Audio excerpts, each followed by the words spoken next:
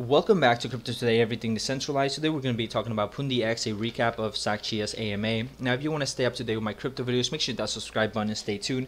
But before we actually get into it, I know that many of you have been wanting a map of the locations that the XPOS device is currently located at. So I contacted Pundi X Labs and I was able to attain a community-made map of the locations, which I will leave in the descriptions below for you guys to check that out. However, keep in mind that since it was a community-made map, it's not 100% completed yet. However, Pundi X Labs let me know that they're currently working on getting a map 100% completed, and once that's done, I will bring that information out for you guys, as I'm sure they will as well. And besides that, although I want to give a shout out to everyone that actually contributed to this community map, I think it's really amazing to see how helpful the Pundi X community is, and pretty much almost the whole cryptocurrency ecosystem. I think we're definitely creating a great community overall. Now, I'm basically going to be talking about some parts of the AMA that I personally found extremely important. I would like to point out that the XPOS device has received the Conformité European certificate. This means that they can now seek out markets in Europe in a more aggressive manner, and once again shows Pundi X's potential. Now, besides the certificate in Europe, Pundi X is currently working on getting the same certificate in Dubai and Korea, and I believe that as more of these certificates become available for Pundi X, as they receive more of these, I believe that it can potentially start a domino effect, because it'll kind of other countries and things like that will start seeing that they're already building a trust factor with Europe and other places as more roll out.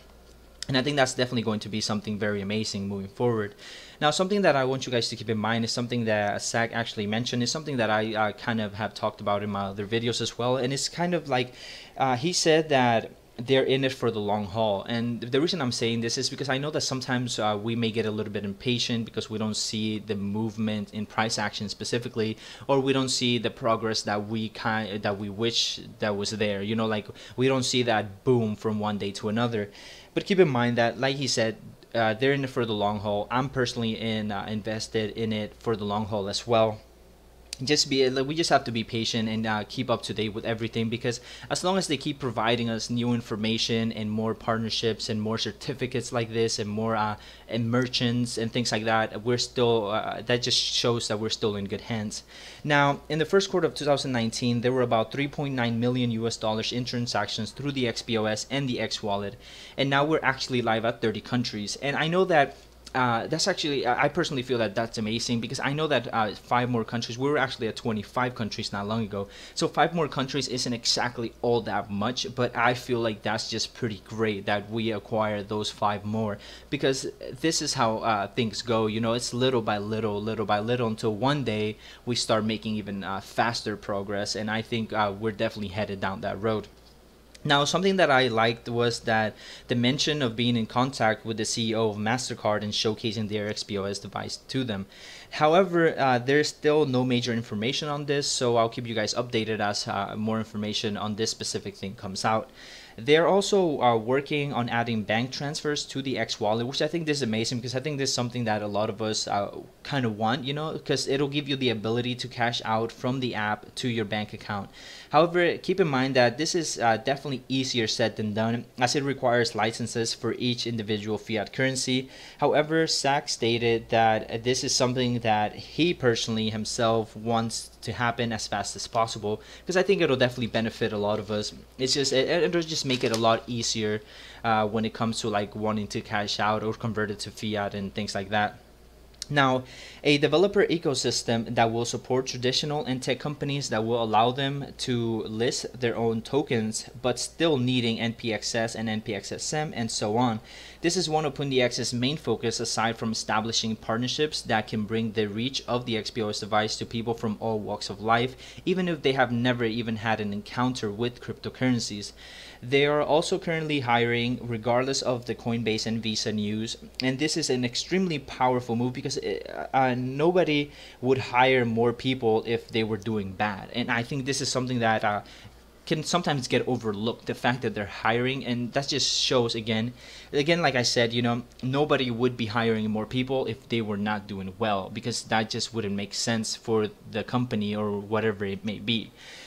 Now, Keep in mind that Zac mentions various times that they are working behind the scenes. They have been working behind the scenes for months. Something very important to note, since I know that many are wondering about this, the token burn and buyback occurs every quarter and not every month, as stated by him as well. Also, I will say that this again because I know that there has been some confusion on this, and I've covered this in my previous videos as well, but I just want to go ahead and say it again, and it's that NPXS and FX token are two separate projects, but the FX token will actually play a pretty big role for the XPOS device. However, NPXS will not be left behind. As Zac stated, FX will improve NPXS and vice versa. So the whole point of the FX token, besides them getting it to other carriers, other foreign carriers to use their operating system, is to benefit NPXS, because the FX token, if I'm not mistaken, it's faster and technically better than the NPXS token when it comes to everything that the NPXS token does. However, like Zac said, they are not leaving NPXS behind, but rather they're going to use FX token to better the NPXS ecosystem and vice versa if it works that way. Now, wow, that is just a lot of great information covered in the AMA. Now, as we can see, Pundi X is on top of their game, and they keep showing us over and over that they are here to stay, and it is truly an amazing time to be alive. And the fact that they are constantly providing us new information and did the AMA, it comes to show that Pundi X's dedication and determination is definitely there. And they're definitely showing that dedication and determination to growing their products and the ecosystem of their tokens. Now, I think all of this information is pretty amazing. I think it covers a lot of things that a lot of us have been wondering, and I think it's amazing again that they did this. I think an AMA is a very great way to connect with the community and to see what the community is kind of focusing on a lot.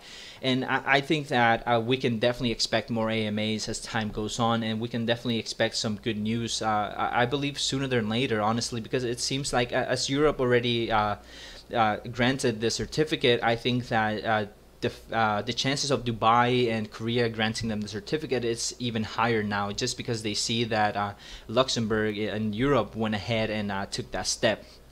Now, that pretty much covers it for this video, but I want to hear what you guys think of the AMA, because I'm sure that many of you heard the AMA. So I want to know what you guys think. Like, what did you find interesting? What called out to you most? Because I know that this is personally what I found that was most important in my opinion. However, some of you may have found that something else was more important, and I want to know what that is, because I think that just like the community built the map, you know, we grow our community and the cryptocurrency community as a whole just by communicating with each other and, you know, like learning from each other, because sometimes I could have missed something that you guys maybe didn't miss, and you know, and vice versa, you know. But anyways, that pretty much covers it for this video, and I'll see you guys in the next one.